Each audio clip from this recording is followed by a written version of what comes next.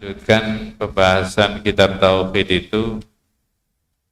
Kalau yang kemarin itu judulnya Syurutu Tahqiqin Nasr, syarat-syarat adanya pertolongan dari Allah Subhanahu wa taala. Kemudian yang sekarang ini kita membahas wa kana haqqan alaina nasrul mukminin. Jadi Allah itu punya kewajiban untuk memberi pertolongan kepada umat Islam. Sebelum itu kita bahas ada perbandingan. Perbandingan apa? Dalam bahasan materi yang berbeda, itu Nabi pernah bertanya kepada salah seorang sahabat namanya Mu'ad bin Jabal. Pertanyaannya begini, ya Mu'ad, atadri ma haqqullah 'alal ibad wa ma haqqul ibadi 'ala Allah? Mu'ad, apa kamu tahu haknya Allah yang wajib dipenuhi oleh manusia dan hak manusia yang pasti dipenuhi oleh Allah? Itu adalah hak dan kewajiban. Kalau haknya Allah, berarti kewajibannya manusia. Yang mewajibkan manusia adalah Allah Subhanahu wa taala. Tapi kalau itu haknya manusia, kewajibannya Allah. Yang mewajibkan Allah siapa? Ya Allah sendiri. Maka pertanyaannya tadi, ada dari ma haqqullah 'alal ibad. Haknya Allah yang wajib dipenuhi manusia, kewajibannya manusia. Wa haqqul ibad 'ala Allah, dan haknya manusia yang merupakan kewajibannya Allah, pasti dipenuhi. Mengapa kita bahas itu terlebih dahulu? Karena di sini ada haqqan alaina nasrul mukminin. Di kitab itu bagian yang ke-26. Kewajiban Allah memberikan pertolongan kepada orang yang beriman. Berarti haknya orang yang beriman. Kalau hadis yang saya sebutkan tadi adalah haknya Allah adalah untuk diibadahi. Ayya'buduhu wa la yusyriku bihi syai'an. Jadi haknya Allah itu hak untuk diibadahi, yang beribadah adalah manusia. Tapi kalau haknya manusia, Allah yu'adziba man la yusyriku bi syai'an, yaitu manusia punya hak untuk tidak disiksa bagi orang yang tidak mensyirikkan Allah. Nah sekarang bicara lain malam hari ini. Haknya manusia yang beriman. Apa? Diberi pertolongan. Oh, kalau begitu pertolongan itu kewajibannya siapa? Allah. Diberikan kepada orang yang beriman. Nah, begitu maksudnya. Maka kitab ini menulis di kitabnya panjenengan itu keterangannya adalah wa kana haqqan alaina nasrul mukminin. Itu ada di ayat Al-Quran, yaitu surat Ar-Rum ayat 47. Walaqad arsalna min qablika rusulan ila qaumihim faja'uhum bil bayyinati fantaqamna minal ladzina ajramu wa kana haqqan alaina nasrul mu'minin. Surat Ar-Rum ayat 47. Nah keterangannya ini yang penting. Nanti ada 5 pertanyaan, kewajiban panjenengan dan saya untuk menjawab 5 pertanyaan itu. Hadhil ayatul karimah, ayat yang sangat mulia dari menjelaskan tentang janjinya Allah lil mukminin. Janjinya Allah terhadap orang mukmin. Bin nasri ala a'daihim. Wajibannya Allah menolong orang mukmin untuk mengalahkan musuh-musuhnya. Janjinya Allah itu tidak mungkin diingkari. Contohnya apa? Faqad nasarallahu rasulahu fi ghazwati Badrin wal Ahzab wa ghairihima minal ghazawat wa nasara ashab Rasulillah sallallahu alaihi wasallam min ba'dihi ala a'daihim. Contoh zaman Nabi, Allah memberikan pertolongan kepada Nabi dan para sahabatnya di perang Badar, perang Ahzab, dan di peperangan yang lain-lain. Setelah Rasulullah tidak ada, memberi pertolongan kepada para sahabatnya untuk mengalahkan musuh-musuhnya yang tadi. Wantasyarul Islam wa futihatil bilad, lalu Islam berkembang kemana-mana. Jadi memang sejak zaman Nabi, zaman sahabat, zaman tabi'in, itu adalah memang kewajiban di pundak orang Islam untuk mengembangkan dakwah. Nah, untuk mengembangkan dakwah tentu saja banyak tantangan. Tapi tantangan itu akan bisa diselesaikan oleh umat Islam kalau umat Islam ini mendapatkan pertolongan dari Allah. Contohnya perang Badar, perang Ahzab, dan peperangan yang lain-lain. Ya, termasuk Fathu Makkah. Begitu. Kemudian tentu saja wa kanatil aqibatu lil mu'minin alladzina sadaqallaha fi imanihim.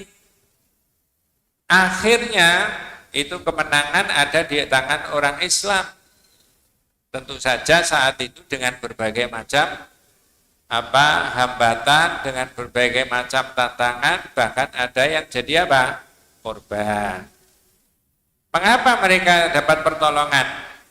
Shadaqullaha fi imanihim, karena dia imannya baik, wa tauhidihim, tauhidnya baik, wa ibadatihim, ibadahnya juga baik. Jadi pertolongan Allah itu tidak dengan tiba-tiba, harus direspon oleh umat Islam itu.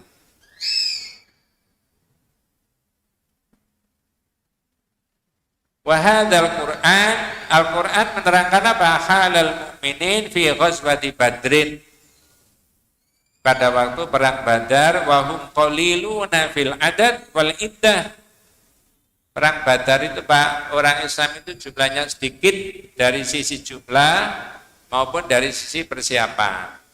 Melawan orang kafir. Barangkali panjenengan masih ingat, orang kafir jumlahnya berapa? 1000 lebih, orang Islam 300. Penguasaan medan sama, peralatan perang sama, bedanya di personil. Jumlahnya umat Islam cuma 1:3. Disitulah kemudian orang Islam ini menyerahkan persoalan umat ini kepada Allah.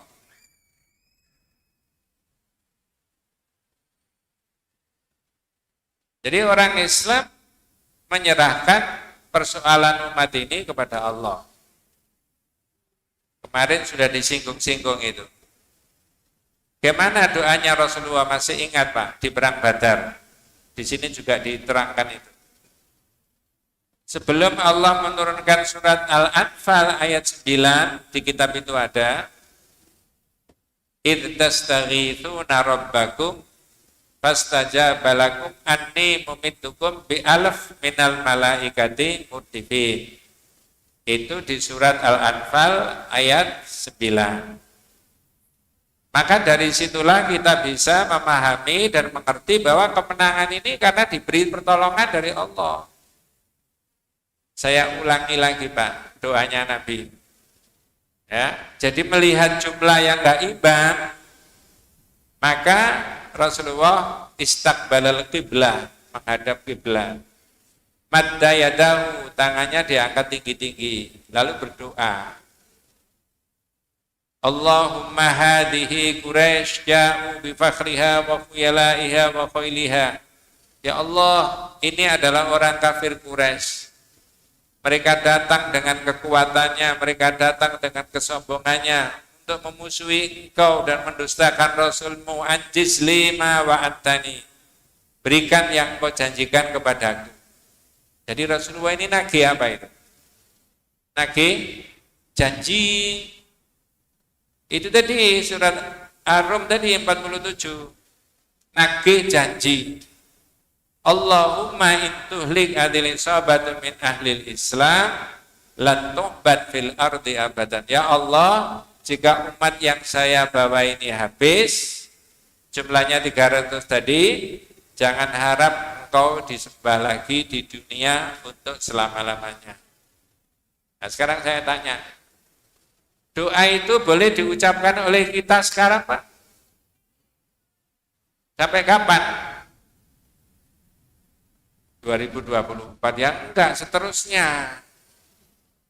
Terus kapan saja. Kalau sampai terjemahkan dalam bahasa Indonesia, dalam konteks ini, ya Allah, jika umat Islam Indonesia ini habis, jangan harap engkau disembah lagi di bumi Indonesia ini. Boleh Pak begitu? Lalu Allah menurunkan pertolongannya di dalam surat Al-Anfal itu. Makanya saya rasa para kiai, Pak Ustadz, Pak Ulama sudah menerangkan. Zahirnya, nah itu loh, tanpa pertolongan dari Allah tidak menang Nabi itu. Nah kita jangan mengharap seolah-olah kita ini menang sendiri dengan kekuatan kita, dengan ilmu kita, dengan jumlah kita. Jangan, harus mengharapkan apa? Pertolongan. Rada menyimpang sedikit ya. Sampai tahu Nabi Musa Pak?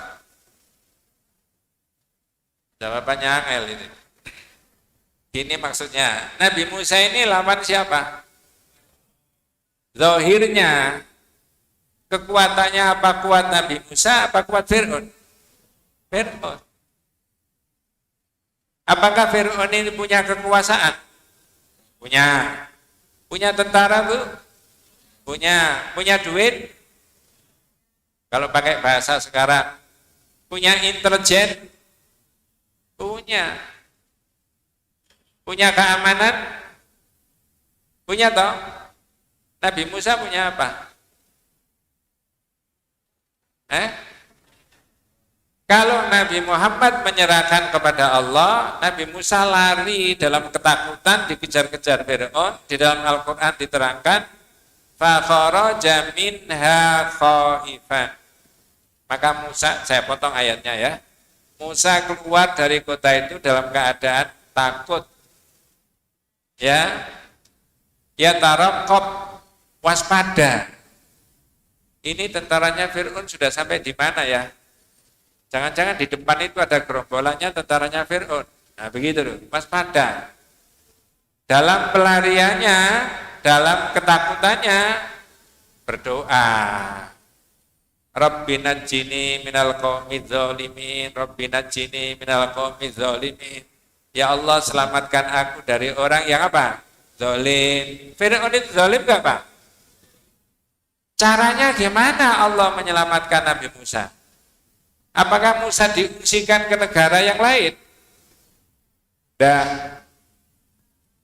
apakah Nabi Musa diberi kekuatan bisa menghilang, tidak bisa terdeteksi oleh radarnya Fir'aun? Tapi cara memberi pertolongan kepada Nabi Musa dengan doanya tadi, karena Fir'aun ini zalim, Rabbina jini minal qawmi dzalimin, justru apa? Fir'aun yang ditenggelamkan, habis. Sampai sudah berdoa begitu Pak? Rabbina jini minal qawmi dzalimin, ya Allah selamatkan aku dari orang yang zalim. Sudah? Makanya belum ditenggelamkan. Ya. Jadi ini penting menyuarakan itu kalau kita ini tidak mampu menyerahkan kepada Allah. Mengapa? Surat Rum itu tadi, Ar-Rum 47 tadi menerangkan apa? Kewajibannya Allah memberi pertolongan umat Islam. Jangan gak percaya sama Quran. Wa kana haqqan alaina nasrul mu'minin. Makanya saya larikan membahas sedikit Nabi Musa tadi sebagai perbandingan. Nabi Muhammad di perang Badar menangnya dapat pertolongan. Surat Al-Anfal. Ya, ingatlah ketika kamu mohon apa? Pertolongan. Mohon pertolongan itu bahasa Arabnya Halo? Lupa panjenengan. Misalnya pray setahun ya. Coba tak urut. Istighfar itu minta apa, Bu? Istighfar. Minta ampun. Jadi kalau orang beristighfar secara khusus mohon kepada Allah agar dosanya diapakan? 1, 2. Kalau istisqa minta hujan. Kalau istikharah minta pilihan, petunjuk. Kalau isti'adzah minta perlindungan supaya tidak diganggu oleh setan, sayatinul insi wal jin. Kalau istighatsah minta pertolongan. Orang boleh sependapat, boleh tidak sependapat. Istighatsah itu ada. Artinya minta pertolongan. Dalam situasi bagaimana? Dalam situasi umat Islam terjepit. Tadi jumlahnya 308.000. Lalu Rasulullah berdoa. Sebenarnya Rasulullah tidak menyebut doanya itu istighatsah, tapi dijawab oleh Allah pakai ada kalimat tastaghitsu istaghatsa yastaghitsu istighatsa. Minta pertolongan lalu saya jawab. Oh, kalau begitu istighatsah itu ada. Sama dengan istisqa ada. Sama dengan istikharah ada. Bedanya, ini diterangkan bedanya apa enggak? Kalau enggak ya saya teruskan.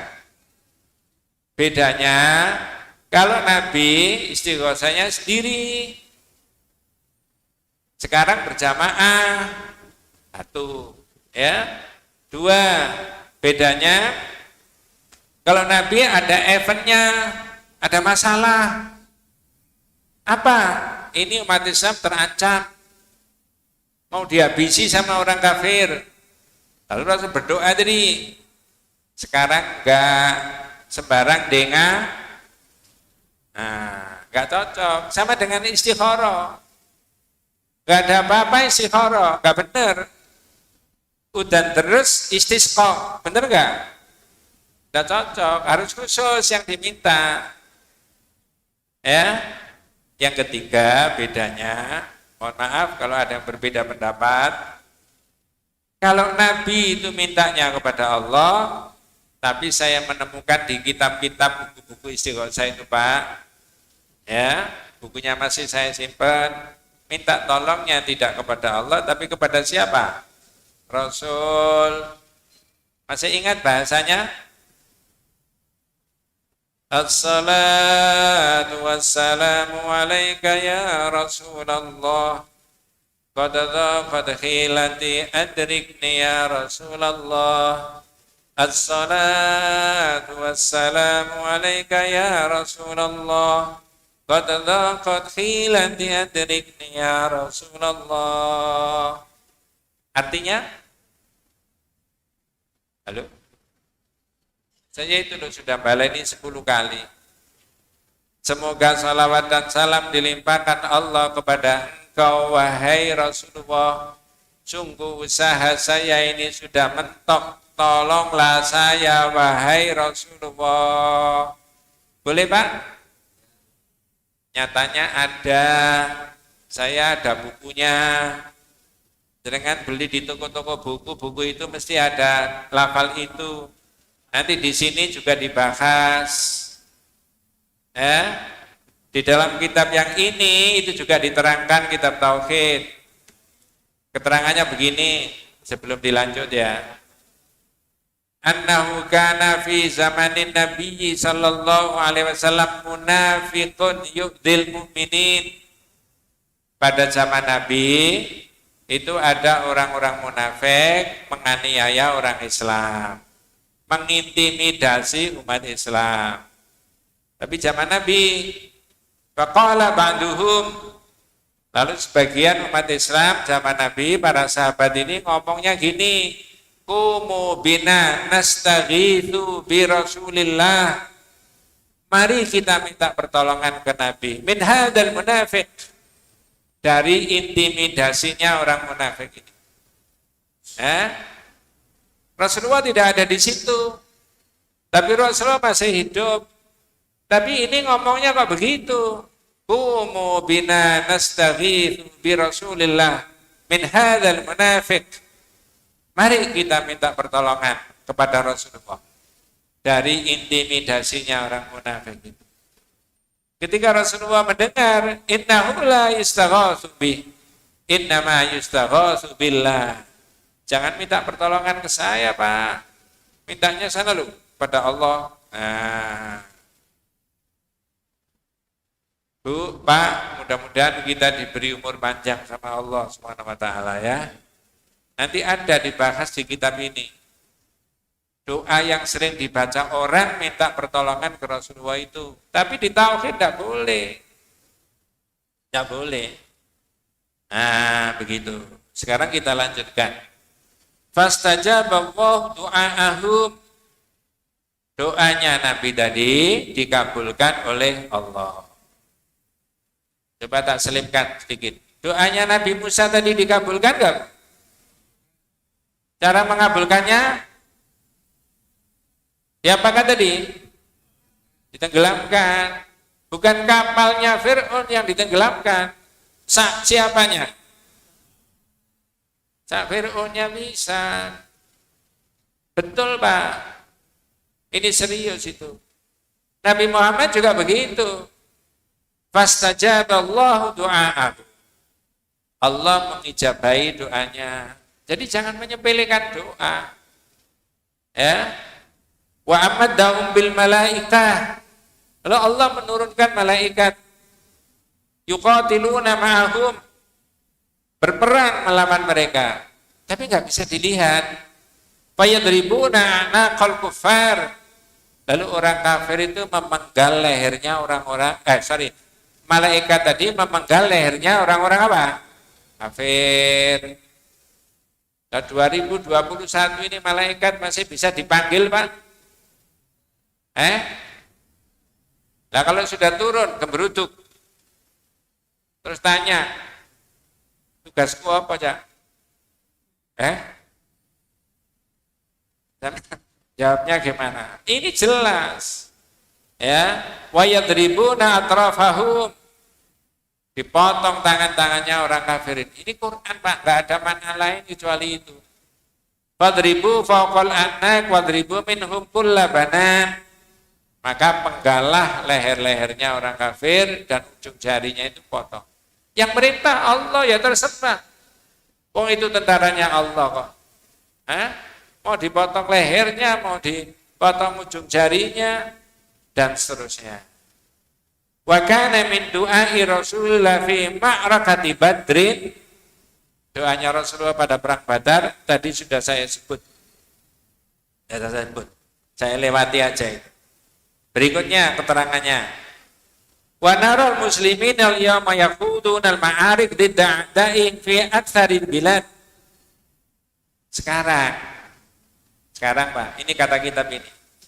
Wa naral muslimin al-yawma, kita lihat orang Islam sekarang yaqudun al-ma'arik da'da'ihim. Mereka cancut tali wondo. Apa sih cancut tali wondo itu, Pak? Berperang menghadapi musuh-musuh mereka. Ya musuhnya orang Islam itu kan kebodohan, keterbelakangan, kan begitu ya? Ketidakmengertian, tidak menguasai ekonomi, tidak menguasai politik. Umat Islam tidak menentukan, tapi yang diapakan? Ditentukan. Ini kan harus diperjuangkan menurut kitab itu. Fi aktsari biladil wala yantasiruna, tapi kok enggak menang-menang umat Islam. Fama huwa as-sababu dzalika? Apa sebabnya? Kok enggak menang itu loh. Ya. Katanya tadi kewajibannya siapa tadi, Pak? Allah memberi pertolongan kepada umat Islam. Tapi padahal umat Islam sekarang menghadapi banyak masalah. Bukan dalam konteks di negara kita, tapi global dunia. Dipecah-pecah, kata Profesor Din Syamsuddin, umat Islam itu. Kelihatannya sekarang ini, naudzubillah min dzalik, tidak ada negara Islam yang paling kuat. Yang rada menonjol mana, Pak? Turki. Presidennya bisa ngaji enggak? Sampai di situ aja Pak, nggak usah dibanding-bandingkan. Ya. Hebat. Tapi kata Syekh Ali Jabir, mohon maaf, ya mudah-mudahan orang yang sudah wafat, Allah memberikan rahmat, mengampuni segala dosanya, memasukkan dalam surganya Allah Subhanahu Wa Taala. Usianya relatif masih ada. Dalam kesempatan beliau berceramah, beliau menghibur umat Islam supaya tidak pesimis. Karena adik-adik kita, anak-anak kita sekarang banyak yang hafal Quran dibandingkan bapaknya sama ibunya. Betul ya? Disyukuri saja. Lalu beliau mengatakan, siapa tahu nanti pada masa-masa yang akan datang, lalu ada pengumuman, ada spanduk, ikuti sholat Idul Fitri, sholat Idul Adha sebagai khotib dan imam Presiden Republik Indonesia. Ya enggak yang sekarang. Tunggu Pak. Itu beliau dalam kesempatan ceramah pernah begitu. Jangan pesimis. Lalu beliau memberi contoh di mana? Turki. Mohon maaf Pak, saya bukan ahli sejarah. Di Turki itu pernah jadi negara yang sekuler? Pernah toh? Boleh nggak pakai jilbab? Adzan pakai bahasa Arab boleh? Nggak boleh. Ayo ada yang tahu siapa presidennya saat itu? Gamal Atatürk. Pernah, tapi Turki, rakyat Turki menunggu lama, puluhan tahun, bahkan bisa ratusan tahun. Allah mentakdirkan rakyat Turki punya presiden yang sekarang ini, kata Syekh Ali Jabir. Maka jangan pesimis. Adik-adik kita banyak yang hafal apa? Quran. Maka ikuti apa tadi? Salat Idul Fitri Idul Adha sebagai imam dan khatib presiden ILC ya bukan. Udah enggak ada ILC. Bisa juga itu. Nah, di sini ditanya, "Fama huwa as-sabab?" Sekarang ini loh, umat Islam banyak bersiap-siap menghadapi rong-rongan dari orang yang tidak senang Islam. Pada menang-menang. Padahal tadi katanya Allah memberikan apa? Kewajibannya memberikan apa? Bantuan. Kalau jenengan diberi bantuan sama Allah itu kira-kira sekarang apa 3 tahun yang akan datang?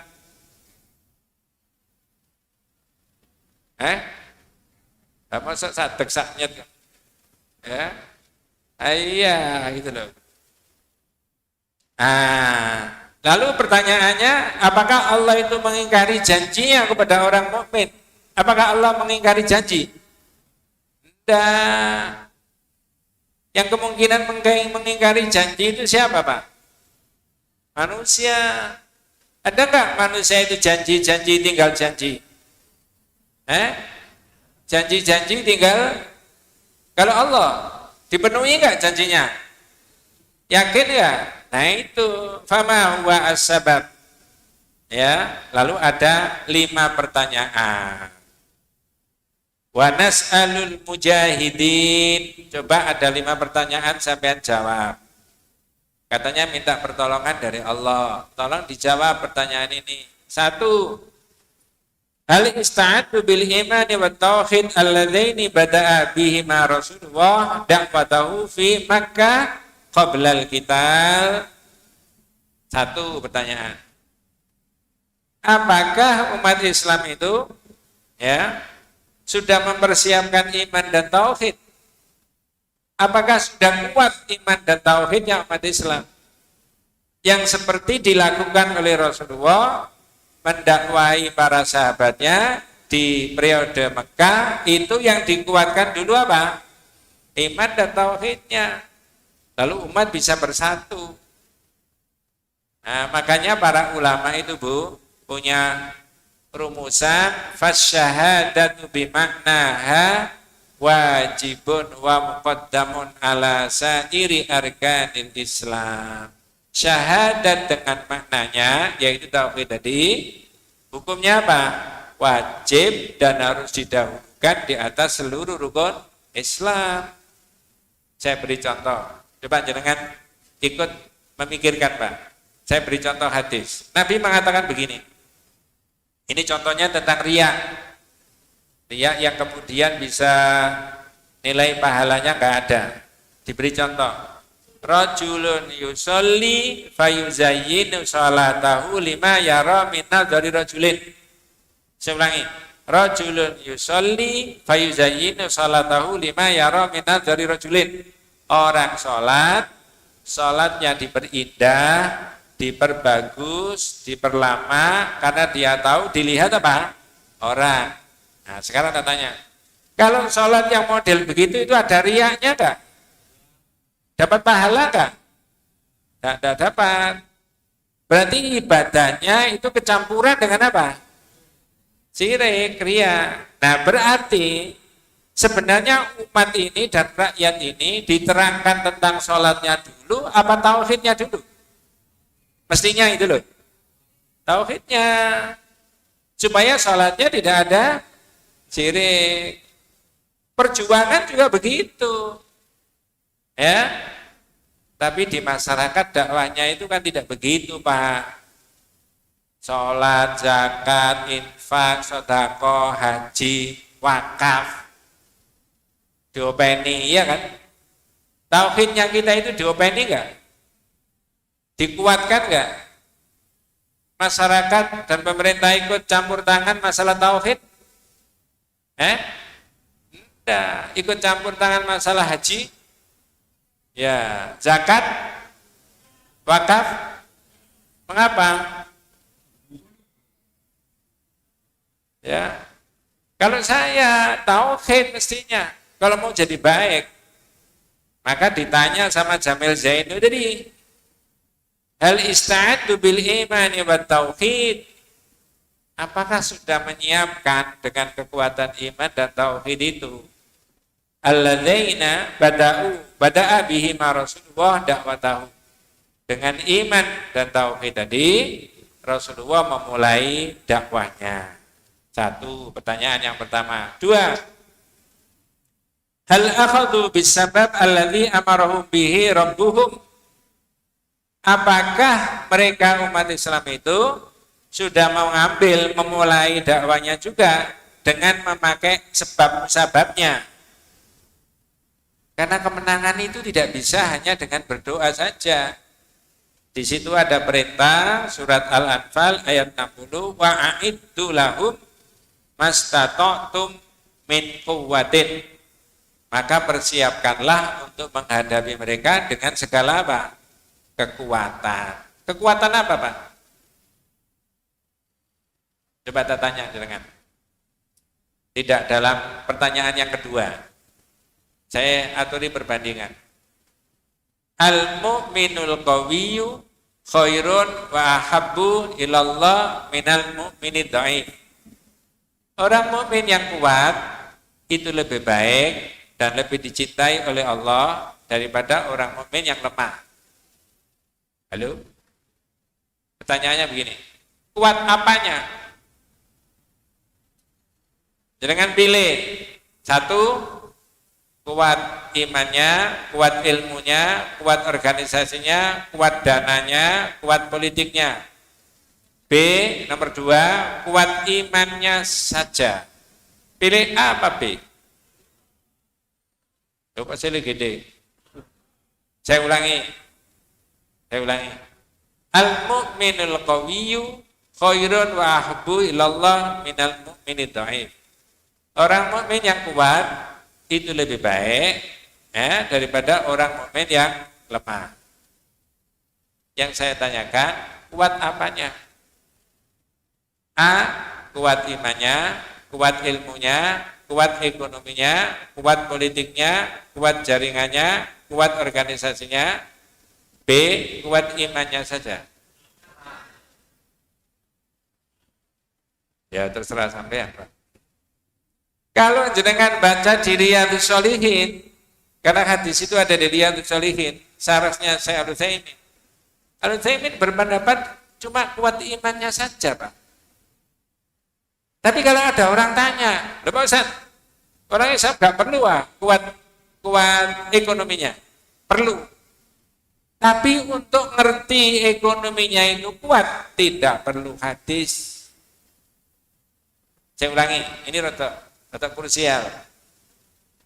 Apakah umat Islam itu tidak perlu kalau duitnya banyak itu penting? Perlu nggak? Tapi untuk mengerti itu tidak perlu apa? Hadis. Pakai akal aja sudah ngerti. Orang kafir itu ngerti nggak kalau duitnya banyak itu penting? Ngerti nggak? Dari mana dia? Oh nggak ngerti hadis. Boleh sependapat, boleh tidak. Tapi kata Al-Utsaimin yang kuat itu kuat imannya.